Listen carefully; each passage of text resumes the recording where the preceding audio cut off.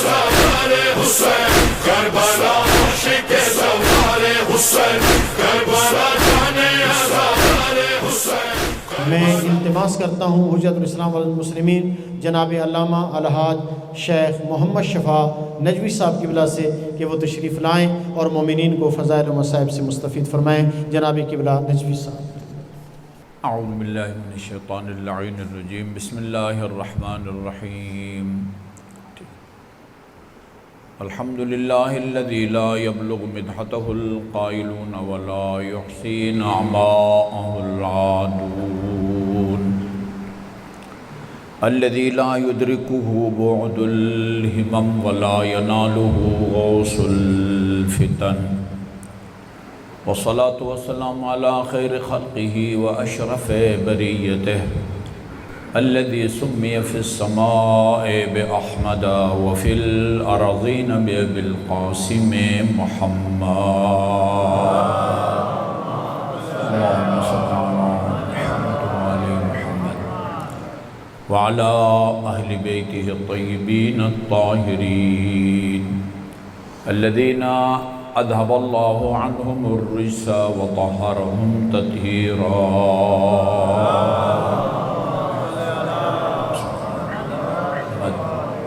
واللعن الأبدي على أعدائهم أجمعين.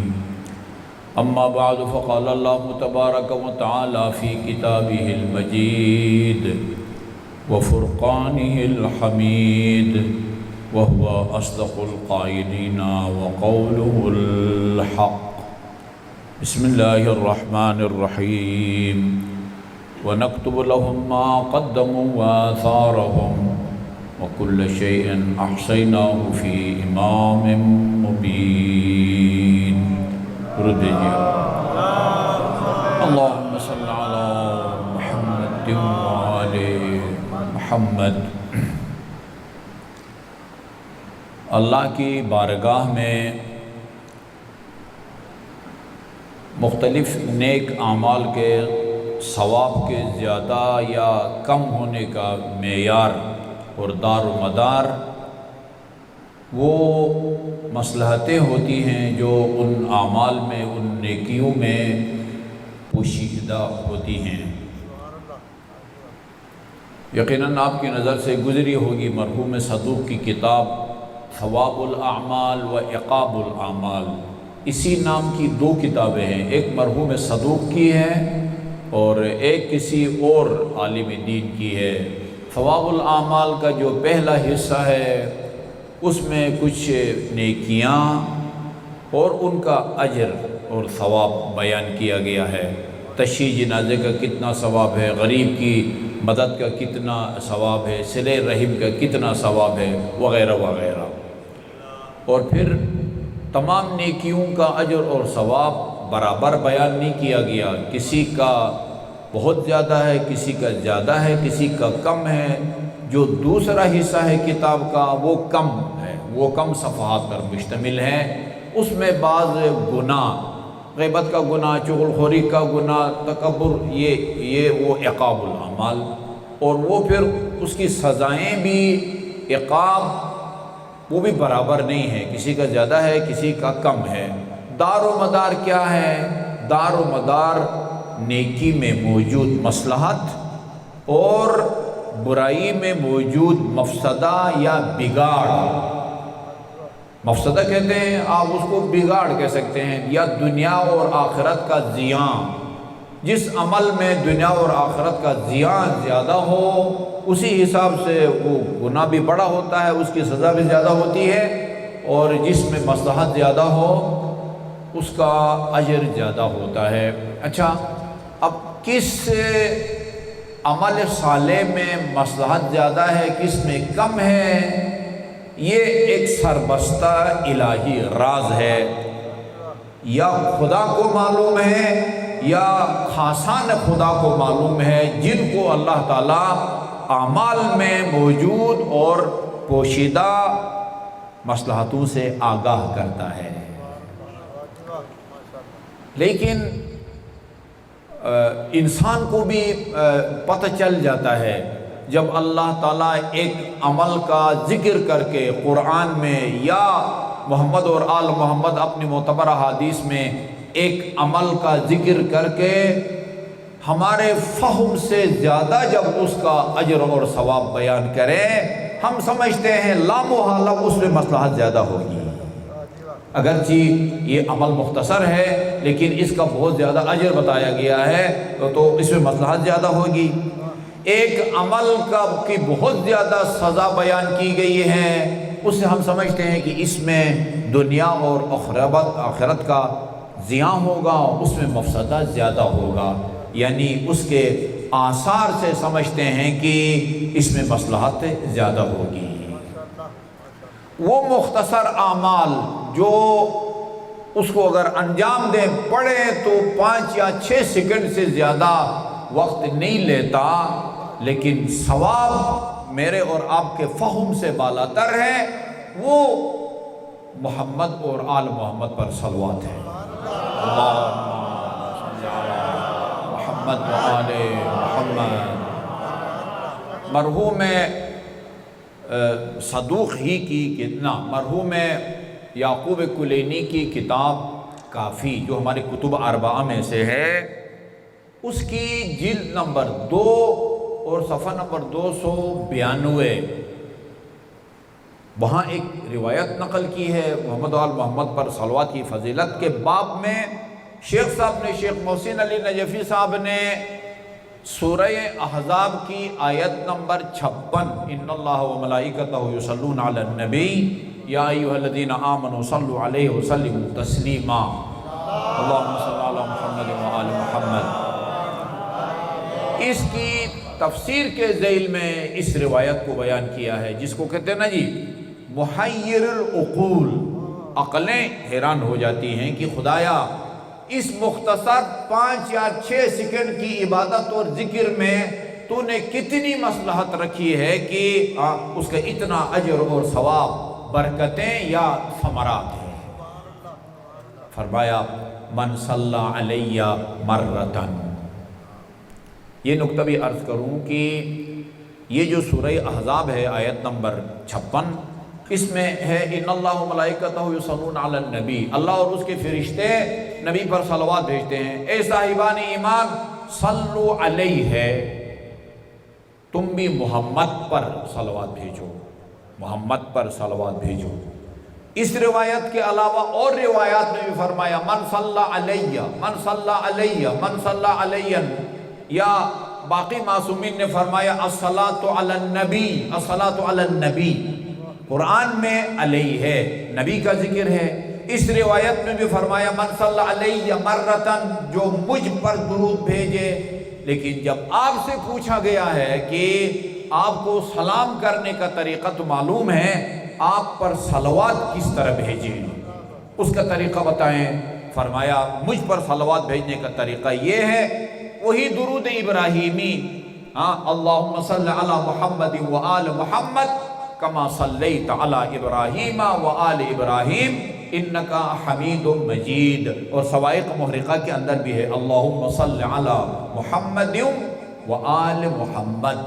من صلی علیہ مرتن، جو ایک مرتبہ مجھ پر صلوات بھیجے، صلی اللہ علیہ فی الف صف من الملائکۃ الف مرہ،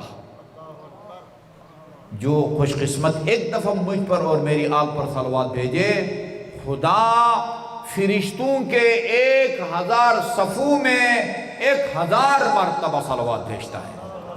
فرشتوں کے 1000 صفوں میں، اب پتہ نہیں ایک صف میں وہ کتنے فرشتے ہوں گے، اس کا ذکر نہیں ہے۔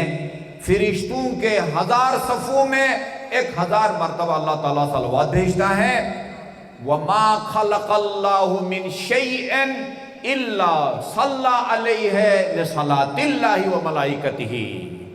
جی، خدا کی مخلوق کے علاوہ، فرشتوں کے علاوہ خدا کی باقی مخلوق جب دیکھتی ہے کہ خدا اور اس کے فرشتے محمد اور آل محمد پر صلوات بھیجنے پر، صلوات بھیجنے والے پر صلوات بھیجتے ہیں، تمام مخلوقات محمد و آل محمد پر صلوات بھیجنے والے مومن پر درود اور سلام و صلوات بھیجتے ہیں۔ اللہم صلی علی محمد و آل محمد۔ ہاں، اس سے پہلے من صلی علیہ سے پہلے ایک اور جملہ ہے، اکثروا من الصلاۃ علیہ، یہ جملہ بھی ہے، مجھ پر کثرت سے صلوات بھیجا کرو۔ اگر محفل میلاد ہے یا ایک جلیل القدر عالم الدین کی ایصال ثواب کی مجلس ہے، اس میں میرے کہنے پر یا اسٹیج سیکرٹری کے کہنے پر آپ صلوات بھیجیں۔ نماز میں، تشہد میں، رکوع میں، سجود میں یا قنوت میں آپ صلوات بھیجیں، نہیں کہا جائے گا کہ آپ کثرت سے صلوات بھیجتے ہیں۔ کب کہا جائے گا صلوات بھیجتے ہیں کثرت سے؟ جب بھی آپ کو فرصت ملے، یہاں سے فارغ ہو کے گھر جاتے وقت، گھر سے کسی اور کام سے، جب بھی زبان فارغ ہو، آپ کی زبان پر اس عبادت کو جاری رہنا چاہیے، اللہم صلی علی محمد و آل محمد۔ جی، خود اگر بے نیاز ہیں، اس کا اجر اور ثواب اپنے مرحومین کے لیے ہدیہ کر دیں۔ دوسری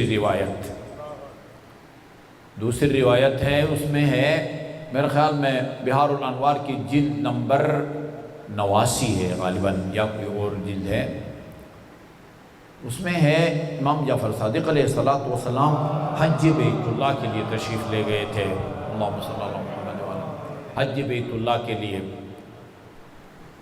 ایک شخص مسجد الحرام جاتا ہے، طواف کرتا ہے، نماز پڑھتا ہے، اس کے بعد اس نے لوگوں کو دیکھا کہ لوگ مختلف دعاؤں میں مصروف ہیں۔ شیعہ کوئی قرآن کی تلاوت میں مصروف ہوتا ہے، کوئی دعائے مجیر، کوئی دعائے کمیل، کوئی دعائے جوشن کبیر۔ اہل سنت کوئی دعا نہیں مانگتے، وہ قرآن پڑھ رہے ہوتے ہیں۔ شیعہ یا قرآن پڑھ رہے ہوتے ہیں، یا آپ کو تعجب ہوگا، باب عبدالعزیز کے باہر ہم کھڑے تھے، کوئی 10-15 بندے آئے احرام کی حالت میں اندر جانے کے لیے، ان میں ایک اچھی چھوٹی داڑھی والا، شیوں والی داڑھی والا بندہ تھا، گویا ان کو رہنمائی کر رہا تھا۔ کہا طواف کرنا، نماز پڑھنا ہے، آپ باور کریں، شاید باور نہ کریں، کہا دعا نہیں مانگنی۔ یا خدا، یا تم قرآن کی مخالفت کرتے ہو، خدا فرماتا ہے ادعونی استجب لکم، دعا کرو، دعا شوا کوئی نہیں مانگنی، اور نماز پڑھ کے طواف کر کے واپس آنے۔ شیخ عباس قمی نے مفاتیح الجنان کے شروع میں جہاں تعقیبات ہیں، وہاں یہ روایت نقل کرتے ہیں، جو آدمی نماز پڑھے السلام علیکم ورحمۃ اللہ وبرکاتہ اور خدا سے مانگے بغیر چلا جاتا ہے، اور فرشتے اس کی اس نماز کو، دعا سے خالی نماز کو لے کے خدا کی بارگاہ میں جاتے ہیں، خدا فرشتوں سے کہتا ہے کہ یہ لے جا کے اس بندے کے منہ پہ مارو اور اس سے کہو کہ بندے خدا، تو اگر میرا محتاج نہیں ہے تو میں بھی تیرا محتاج نہیں ہوں۔ جی، یہ امام سے خدمت میں عرض کرتا ہے، مولا میں نے دیکھا کہ لوگ بڑی لمبی لمبی دعائیں پڑھ رہے، میرے پاس کوئی کتاب بھی نہیں تھی، جتنی دیر واجب نماز طواف کے بعد مسجد الحرام میں رہا ہوں، صرف ایک ذکر کرتا رہا ہوں۔ کون سا ذکر؟ میں محمد آل محمد صلوات بھیجتا رہا ہوں، اللہم صلی اللہ محمد و آل محمد، اللہم صلی اللہ محمد و آل محمد۔ امام نے جواب میں فرمایا، لم یخرج احد بافضل مما خرجت به، وہ جتنے بھی لوگ مختلف اذکار دعاؤں سے فارغ ہو کے باہر نکلے ہیں، ان میں سب سے بہتر ذکر تو کر کے آ رہا ہے، سب سے بہتر ذکر تو کر کے آ رہا ہے۔ اثقل الاعمال فی المیزان الصلاۃ علی محمد و آل محمد، روز قیامت میزان عمل میں تلنے والے اعمال میں سب سے وزنی عمل محمد اور آل محمد پر درود بھیجنا ہے۔ 3 مرتبہ بآواز بلند درود بھیجیں گے، اور اس کا اجر اور ثواب اس جلیل القدر عالم الدین اور اس مرکز کے بانی کی روح کو ہدیہ کریں گے۔ اللہم صلی علی محمد و آل محمد، اللہم صلی علی محمد و آل محمد۔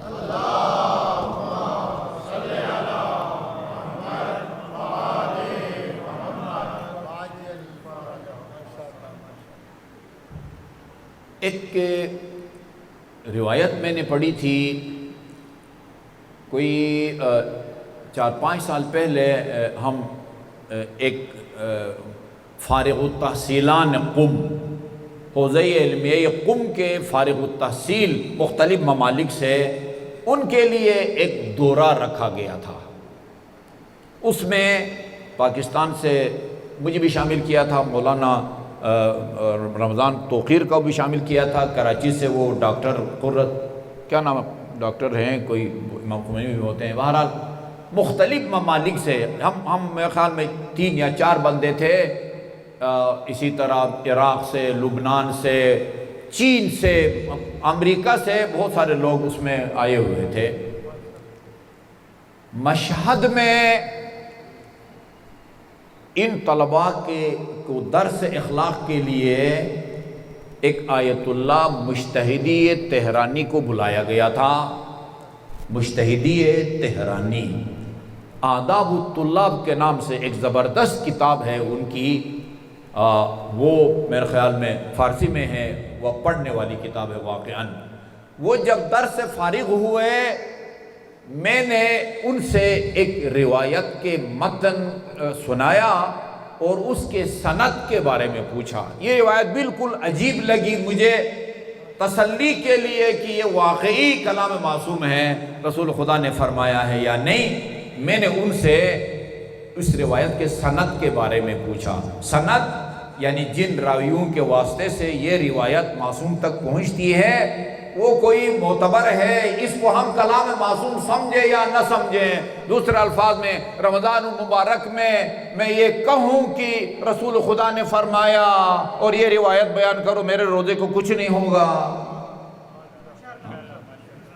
کیونکہ اگر رمضان المبارک میں خدا رسول کی طرف، امام کی طرف غلط بات منسوب کر دی، روزہ گیا۔ ایک جگہ میں نے کہا، وہ ابھی نام لینے میں بھی کوئی حرج نہیں ہے، وہ جو بڑی لچھدار تقریر ہے جعفر جتوئی کی، میرے مولا نے مسجد کوفہ میں کھڑے ہو کے فرمایا نبیوں کو میں نے بھیجا ہے، بارش میں برساتا ہوں، بچے کے پیٹ میں شکل و صورت میں بناتا ہوں، وغیرہ وغیرہ۔ ابھی اس کی رد کے چکر میں ہم نہیں ہیں۔ خدا قرآن میں فرماتا ہے وَلَقَدْ أَرْسَلْنَا رُسُلَنَا بِالْبَيِّنَاتِ وَآتَيْنَا مَعَهُمُ الْكِتَابَ وَالْمِيزَانَ لِيَقُومَ النَّاسُ بِالْقِسْطِ۔ خدا فرماتا ہے نبی میں بھیجتا ہوں۔ علی مسجد کوفہ میں کھڑے ہو کے خدا سے کہتا ہے نہیں اللہ آپ کو غلط فہمی ہوئی ہے، یہ کام میرا ہے، بارش میں برساتا ہوں۔ سورہ واقعہ میں ہے افرأیتم ما تشربون، تم نے سوچا ہے یہ جو پانی پیتے ہو ابھی تھوڑی دیر میں افطار کے وقت پیو گے شربت، انتم انزلتم من المزن ام نحن المنزلون، یہ بادلوں سے تم اس کو اتارتے ہو، زمین پر نازل کرتے ہو یا ہم؟ سورہ آل عمران میں اللہ تعالیٰ نے فرمایا هو الذی یصورکم فی الارحام کیف یشاء، خدا ہے جو رحم مادر میں جس کو چاہے خوبصورت بناتا ہے، جس کو چاہے بدصورت۔ جی سورہ حشر کے آخر میں فرمایا هو اللہ الخالق البارئ المصور، مصور۔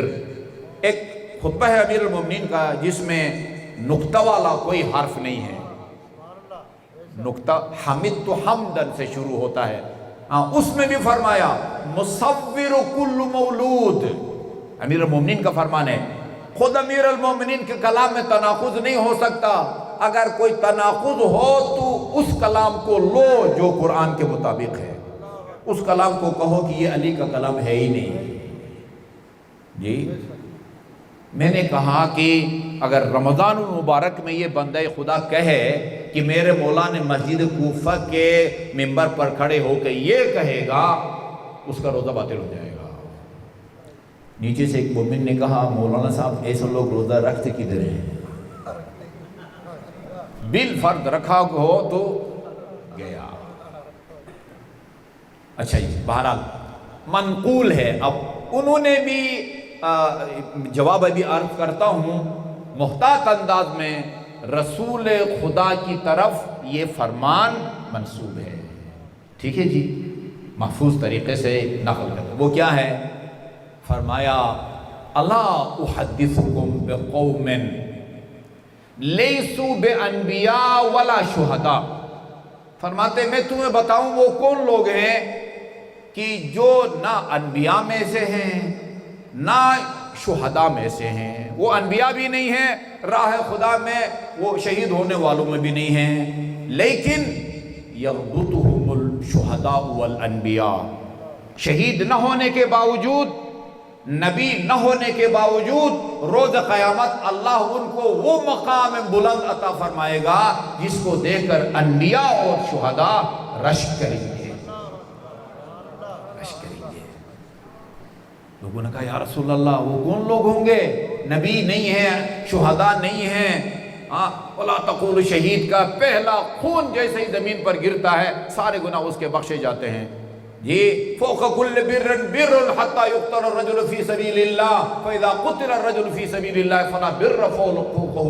آخر یہ کون لوگ ہیں جن کے مقام کو دیکھ کے شہداء بھی رشک کریں گے اور نبی بھی رشک کریں گے؟ فرمایا الذین یحببون الناس الی اللہ ویحببون اللہ الی الناس، یہ وہ لوگ ہوں گے جن کے کام کے نتیجے میں، جن کے اعمال کے نتیجے میں خدا لوگوں سے محبت کرے گا، لوگ خدا سے محبت کریں گے۔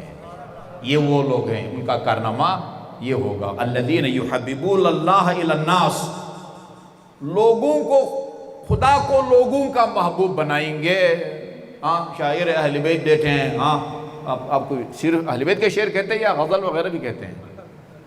بہرحال تو میں سمجھا دوں گا، اب جملہ اس سے اچھا جملہ بھی بن سکتا ہے الذین یحببون اللہ الی الناس، ایسا کام کرتے ہیں جس کے نتیجے میں لوگ خدا سے محبت کرتے ہیں، اور ایسا کام کرتے ہیں جس کے نتیجے میں خدا لوگوں سے، یعنی ان کے عمل سے خدا لوگوں کا محبوب بن جاتا ہے، لوگ خدا کے محبوب بن جاتے ہیں۔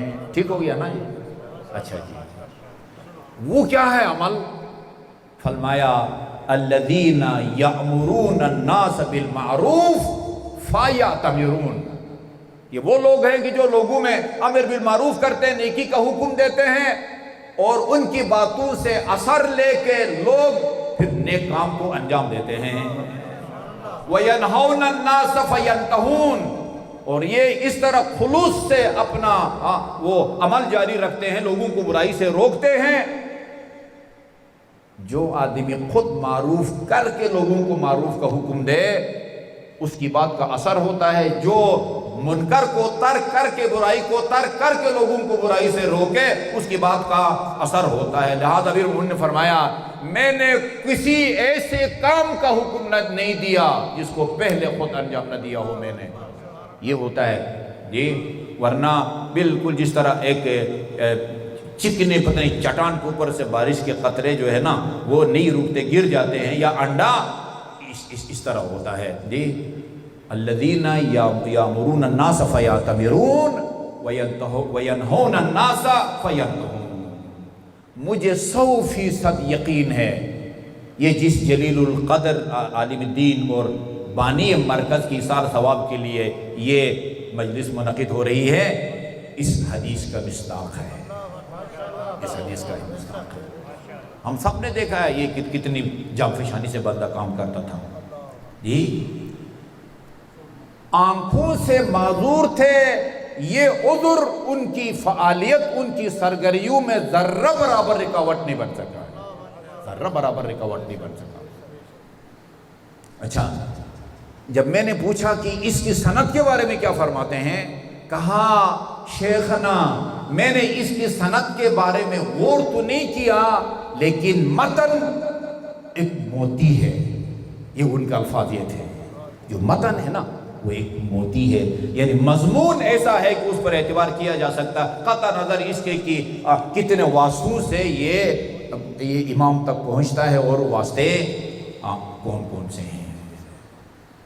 اور یہ میں اکثر مجالس میں بھی، جمعہ کے خطبوں میں بھی عرض کرتا ہوں کہ آپ مومنین اس خوش فہمی یا غلط فہمی میں نہ رہیں کہ یہ امر بالمعروف جو فرض ہے وہ اس عالم الدین کا ہے کہ فرض ہے جس کے سر پر 6-7 میٹر کا کپڑا ہو جی، اور باقی مومنین نہیں۔ میرے بھائی ایسا نہیں ہے، جس طرح 5 وقت کی نماز مولوی پر بھی فرض ہے، عام مومنین پر بھی فرض ہے، اسی طرح امر بالمعروف نہی عن المنکر، جس طرح میں امام بستر، یہ امام بستر، یہ امام بستر، ہاں یہ پتہ نہیں کسی زمانے میں رکھتے تھے، ابھی یہ نہیں رکھتے، ہاں سب جس طرح ہماری ذمہ داری اسی طرح آپ کی ذمہ داری ہے۔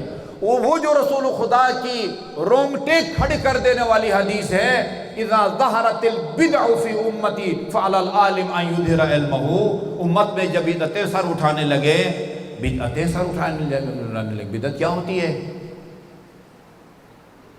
کوئی سوچ سکتا تھا کہ ایسا زمانہ بھی آئے گا جب سینکڑوں یا ہزاروں کے مجمع میں ایک گمراہ اور گمراہ کن منبر حسینی پر کھڑے ہو کے کہے گا کہ اللہ تعالیٰ کو حضرت عباس نے پیدا کیا ہے، اور آگے سے داد دیں گے لوگ؟ رونے کا مقام ہے۔ اور المیہ یہ ہے کہ پھر وہ یہ خرافات اس چار دیواری تک محدود نہیں ہیں، جس وقت آپ سن رہے ہیں اسی وقت پوری دنیا میں یہ گمراہ اور گمراہ کن گفتگو سنی جاری ہے، خون ہوتا ہے واقعا۔ ایک دینی غیرت اور حمیت رکھنے والا بندہ نہیں ہے جو اس کو گریبان سے پکڑ کے اتارے اور کہے کہ بدبخت تم نے خدا کو مخلوق بنا دیا ہے۔ جی عباس علمدار کا بابا فرماتا الہی انت الخالق وانا المخلوق، باپ کا خالق خدا ہے اور بیٹے نے خدا کو پیدا کیا ہے۔ وہ پاگل آدمی بھی اس طرح کی باتیں نہیں کرتا جو مینٹل ہسپتال کے اندر ایڈمٹ ہوتے ہیں۔ جی درود بھیجیے محمد وآل محمد پر، اللہم صلی اللہ محمد وآل محمد۔ اذا ظہرت البدع فی امتی، میری امت میں جب بدعتیں سر اٹھانے لگے، اسی کی بکواس ہے میرے خیال میں، کہتا ہے میں نے پورے قرآن کو چھان مارا ہے۔ خدا نے قرآن میں نماز پڑھنے والوں پر لعنت بھیجی ہے۔ جس شخص کے نزدیک نماز پڑھنے والا ملعون ہے، اس کے نزدیک نماز واجب ہے۔ دوسرے الفاظ میں وہ نماز کو فرض سمجھتا ہوگا جو نمازی کو ملعون کہتا ہے، اور جو نماز کو فرض نہ سمجھے وہ مسلمان ہوتا ہے۔ کس کو ممبر پر بٹھا رہے ہیں؟ وہ آپ کا ممبر نجس ہو جائے گا اگر اس کا پسینہ ہے اور وہ ممبر کو جو ہے نا وہ سرایت کر جائے۔ منکر ہے ضروریات دین کا، نماز کا منکر کافر ہے، روزے کا منکر کافر ہے، حج کا منکر کافر ہے، اس لیے کہ ان تمام کا قرآن میں ذکر ہے، محکم آیات میں۔ جی وہ قرآن جو رسول کی رسالت کا معجزہ ہے۔ جی ایک مرتبہ درود بھیجیے محمد وآل محمد، اللہم صلی علی محمد وآل محمد۔ اذا ظہرت البدع فی امتی فعلی العالم ان یظہر، یہ بدعت نہیں تو اور کیا ہے؟ آپ نے بھی سنی ہوگی، میں نے بھی دیکھی ہے، سنی ہے، ہاں ڈول بجائے ذرا علی اللہ علی اللہ علی اللہ، یہ اپنی آنکھوں سے دیکھیں۔ فعلی العالم ان یظہر علمہ، ارے بھائی جس کو بھی پتا ہے کہ یہ نعرہ غلط ہے، جی علی اللہ نہیں ہے، اللہ کا ولی ہے، جی اس کو چاہیے کہ اپنے علم کا اظہار کرے، اس کو روکے ٹوکے، مجلس کے اندر روکے ٹوکے۔ یہ ایک دفعہ وہ اس کا نام لینا مناسب نہیں سمجھتا، سیالکوٹ میں ایک بندہ خدا مجلس پڑھ رہا تھا، وہ جو لاہور میں بیٹھ کے علماء کرام کے خلاف جو ہے نا وہ توہینآمیز جملے وہ کستا رہتا ہے۔ سیالکوٹ کے ایک لڑکے نے مجھے اس کی کلپ بھیجی، آغا صاحب دیکھیے یہ کیا کہہ رہا ہے، ٹھیک کہہ رہا ہے غلط کہہ رہا ہے؟ کہتا مجھے قرآن سے ثابت کر دو ولایت فقیہ، قرآن سے ثابت کر دو پتہ نہیں وہ تخلید۔ اچھا بھی کیا جا سکتا ہے، لیکن میں نے کہا اس بندے خدا سے کہو کہ تم قرآن سے علی کی خلافت ثابت کرو۔ علی خلیفہ بلا فصل ہے نا، اس میں کوئی شک ہے؟ کوئی شک؟ تم قرآن سے ثابت کرو کہ علی خلیفہ بلا فصل ہے۔ اچھا وہ یا ایھا الذین آمنوا یا ایھا الرسول بلغ ما انزل الیک وان لم تفعل فما بلغت رسالت، اس کو پیش کرو گے نا، اس کے اندر تم نہ علی کا ذکر ہے نہ ابو طالب کا ذکر ہے۔ اے نبی جو ہم نے آج تک پہنچایا ہے اس کی تبلیغ کر دے، ورنہ گویا آپ نے رسالت کا کوئی کام نہیں کیا۔ یہ روایت آپ کو بتائے گی کہ وہ جس کا اعلان کرنا تھا وہ کیا تھا۔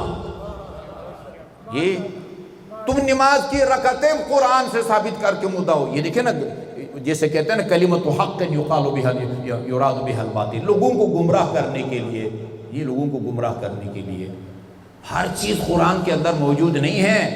یہ تو حضرت عمر رضی اللہ تعالیٰ عنہ کی پالیسی تھی. حسبنا کتاب اللہ. ہم اس پالیسی سے اتفاق نہیں کرتے. اکثر احکام قرآن کے اندر بیان ہوئے ہیں. فعلی العالم یظہرہ، عالم کی ذمہ داری ہے کہ آپ اپنے علم کا اظہار کرے. اما باب سر کباب تن، یہی عالم نہیں ہے. آپ لوگوں کو جو مسئلہ آتا ہے آپ اس کے عالم ہیں. آپ کو نہیں پتا کہ اللہ کے علاوہ کسی اور کو اللہ کہنے والا مشرک ہوتا ہے؟ کس کو نہیں پتا؟ آپ کے سامنے اگر اس قسم کی کوئی بات کرتا ہے اس کو روکو ٹوکو. جو نہیں ٹوکے گا اس کا کیا انجام ہوگا؟ وَإِلَّا فَعَلَيْهِ لَعْنَةُ اللَّهِ وَمَلَائِكَتِهِ وَالنَّاسِ أَجْمَعِينَ. خدا بھی لعنت بھیجتا ہے، اس کے فرشتے بھی لعنت بھیجتے ہیں، اور تمام کے تمام لوگوں کی لعنتوں کا وہ حقدار بنتا ہے جس کے سامنے بدعتیں سر اٹھائیں اور وہ نہ زبان کھولتا ہے نہ کوئی عملی قدم اٹھاتا ہے. درود بھیجیے محمد وآل محمد پر. اللہم صلی علی محمد وآل محمد. لا یتکرم الرجل، مجھے یقین ہے یہ مرحوم اس حدیث کے بھی مصداق ہیں. لا یتکرم الرجل بکلمۃ حق اخذت بها. جو بندے خدا بھی منبر پر بیٹھ کے یا کسی دوستوں کی نجی محفل میں کوئی حق کی بات کرے، اخذت بها، اور سامعین اس کی حق کی بات پر عمل کریں، الا ولہ اجر من عمل بها. یہ عجیب ہے. ہم حج پہ گئے تھے، سرگودے کے ایک حاجی تھے مولانا ظہور خان صاحب کے ساتھ. وہ مکہ سے ہو کے مدینہ گئے ہوئے تھے، ہم ان کے بعد مدینہ گئے. ایک درس ہو رہا تھا وہاں، میں نے طواف کے فضائل بیان کیے. طواف کے، جی طواف میں 7 چکر ہوتے ہیں، ہر قدم کی کتنی حسنات آپ کے نامہ اعمال میں لکھی جاتی ہیں. وہ کہنے لگے کہ آقا جی ہم تو مکہ سے ہو کے آئے ہیں، ہمیں نہیں پتا تھا کہ یہ لوٹ مار ہے، ثواب کا لوٹ مار ہے. ورنہ ہم جو ہے نا وہ ایک لمحہ بھی ضائع نہ کرتے اور ہر وقت اپنا وقت مسجد الحرام میں. ہمیں نہیں پتا تھا کہ جو ہے نا اس طرح کی لوٹ مار ہے، ثواب کی لوٹ مار ہے. لا يتكرم الرجل بكلمة حق اخذت بها الا وله اجر من عمل بها. جو کوئی حق کی بات کرے، لوگوں کا عقیدہ ٹھیک کرے، لوگوں کو نماز کے لیے آمادہ کرے، خمس، زکوٰۃ وغیرہ وغیرہ، جتنا اجر اور ثواب عالم دین کی بات کا اثر لے کے عمل کرنے والے کو ملتا ہے، اتنا ہی اجر اور ثواب حق کی بات کرنے والے کو ملتا ہے. آپ جو میری بات پر عمل کر کے عمل کریں گے، آپ کے ثواب میں سے کٹوتی نہیں ہوگی، میرا کوٹا الگ ہوگا. یہ ذہن میں رکھیں. لہذا ہے اگر ایک آدمی کسی کو کسی کی طرف سے حج بدل کے لیے بھیجتا ہے، ایک آدمی پیسے برداشت کرتا ہے اور یہ نقوی صاحب کو فلان کی طرف سے، مولانا مشتاق حمدانی صاحب کی طرف سے حج کے لیے ثاقب نقوی صاحب، جعفر نقوی صاحب کو بھیجتے ہیں. معصوم فرماتے ہیں ایک حج کے نتیجے میں 3 آدمی جنت کے حقدار ہوں گے. جو پیسہ خرچ کر رہا وہ بھی جنت میں جائے گا، جس کی طرف سے حج کیا جاتا ہے وہ بھی جنت میں جائے گا، جو جا رہا ہے پریکٹیکلی حج بدل. یہ اللہ تعالیٰ کی وسعت اس طرح کی ہوتی ہے. ایک حج کے نتیجے میں 3 آدمی جنت کے حقدار بن جاتے ہیں.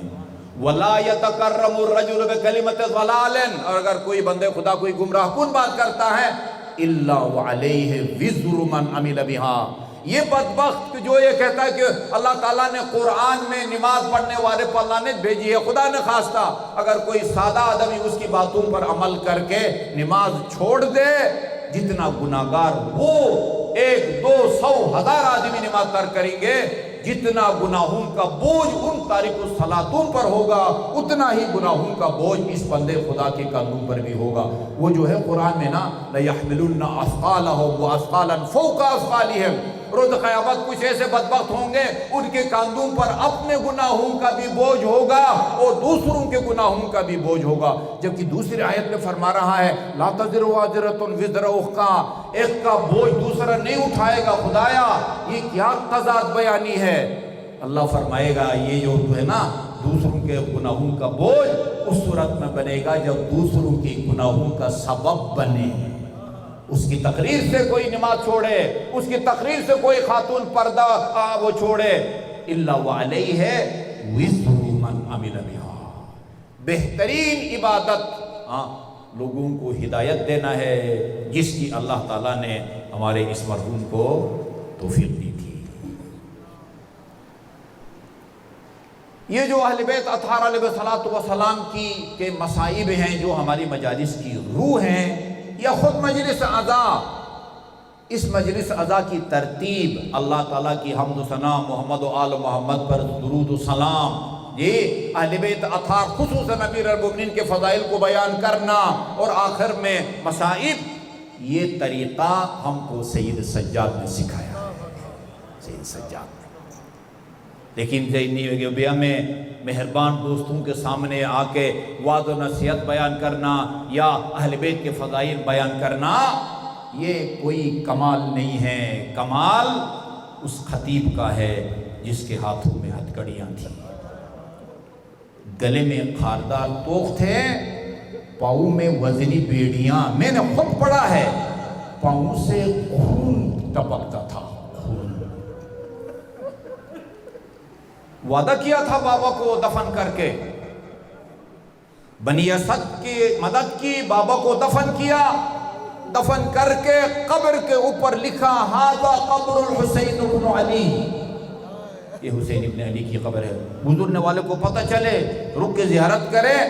آگے میں کہا کرتا ہوں، ایک مصائب کا جملہ بڑھا کے قیامت تک کے لیے سجاد نے عزاداری کا افتتاح کیا۔ وہ جملہ کیا تھا؟ یہ وہی جملہ ہے جس کو حسین آخری لمحات تک نہ بھول سکے، سجاد بھی اپنے 40 سالہ زندگی اس مصیبت اور ظلم کو نہ بھول سکے۔ ھذا قبر الحسین بن علی الذی قتل عطشانا، یہ اس حسین کی قبر ہے جو فرات سے چند قدم کے فاصلے پر، جوش کا ایک جملہ میں پڑھ رہا تھا، اے ساحل فرات کے پیاسے تیرے نثار، چند قدم کے فاصلے پر پیاسا مارا گیا۔ اما الآخرت فبنور وجہک مشرقہ، بابا آج کے بعد عالم آخرت آپ کے نور سے منور ہو گیا۔ اما لیلی فمسحت، مگر سجاد کی کیا کیفیت ہوگی؟ آج کے بعد سجاد کو راتوں کو سونا نصیب نہیں ہوگا۔ وَأَمَّا حُزْنِي فَسَرْمَدْ، یہ میرے غموں کا طوفان یہ کبھی تھمے گا نہیں، کب تک روؤں گا؟ حَتَّى يَخْتَارَ اللَّهُ لِأَهْلِ بَيْتِ نَبِيِّكَ دَارَكَ الَّتِي أَنْتَ بِهَا مُقِيمٌ، بابا جب تک میں آپ کے پاس نہیں آتا، میں آپ کی مظلومیت اور آپ کے مصائب کو نہیں بھول سکوں گا۔ جی، سب سے پہلی مجلس کا آغاز دربار یزید میں کیا، فضائل بیان کیے بہت سارے، 80 علی کے فضائل بیان کیے۔ دنیا میں کوئی ایسا خطیب آپ نہیں دکھا سکتے جس نے ایک مجلس میں علی کے 80 فضائل بیان کیے ہوں، سوائے سید سجاد علیہ السلام کے۔ فضائل کا آخری حصہ ہے انا ابن محمد المصطفیٰ، انا ابن علی المرتضیٰ، انا ابن خدیجہ الکبریٰ، انا ابن فاطمہ الزہراء۔ یہاں تک فضائل کو روکا اور مصائب کو شروع کیا۔ ہم تو آپ کو وہ مصائب سناتے ہیں عزاداروں جو کسی معتبر کتاب میں پڑھ کے آتے ہیں، کسی عالم دین سے سن کے آتے ہیں۔ سجاد نے دربار یزید میں قاتلین کے مجمع کو وہ مصائب سنائے جو چند دن پہلے اپنی آنکھوں سے دیکھ کے آئے تھے۔ انا المقتول ظلما، اس باپ کا بیٹا ہوں جس کو بے جرم بے خطا ظلم و ستم سے مارا گیا۔ انا ابن المقتول عطشانا، اس کا بیٹا ہوں جس کو پیاسا مارا گیا۔ اس کے بعد ایک مصائب کا جملہ ہے عزاداروں، میں سنا بھی کرتا تھا، مرثیوں میں پڑھا بھی کرتا تھا، جب تک خطبہ میں نے خود اپنی آنکھوں سے نہیں پڑھا اس جملے کو مصائب میں شامل نہیں کیا۔ انا ابن المذبوح من القفا، اس مظلوم باپ کا بیٹا ہوں جس کو پس پشت سے ذبح کیا گیا۔ انا ابن المذبوح من القفا، اس کا بیٹا ہوں جس کی شہادت کے بعد سر مبارک کو نو کے سنام پر بلند کیا گیا۔ اس کا بیٹا ہوں جس کی اہل حرم کو، جس کو کبھی چشم فلک نے بھی نہ دیکھا تھا۔ جی، عبداللہ نامی آدمی کہتا میں 12 سال سے علی کے ہمسائیگی میں رہتا ہوں، میں نے نہ دن کو نہ رات کو علی کی بیٹی کے سراپا کو نہیں دیکھا، سراپا کو نہیں دیکھا۔ ایک جملہ عرض کروں، وہ علی کی بیٹی جس کو کبھی چشم فلک نے بھی نہ دیکھا، ہمسایوں نے سراپا کو نہیں دیکھا۔ ایک جملہ عرض کروں، دربار ابن زیاد میں علی کی بیٹی کل کی شہزادی کس طرح داخل ہوئی؟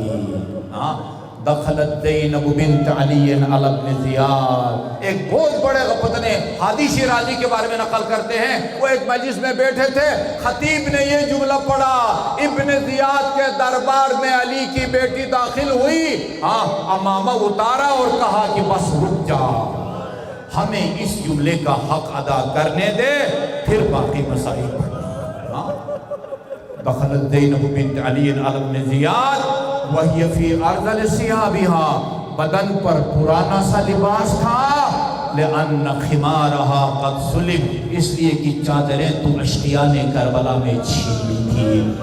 لا اضحک اللہ سن الدہر ان ضحکت وآل احمد المظلومون قد قہروا ولا حول ولا قوة الا باللہ العلی العظیم.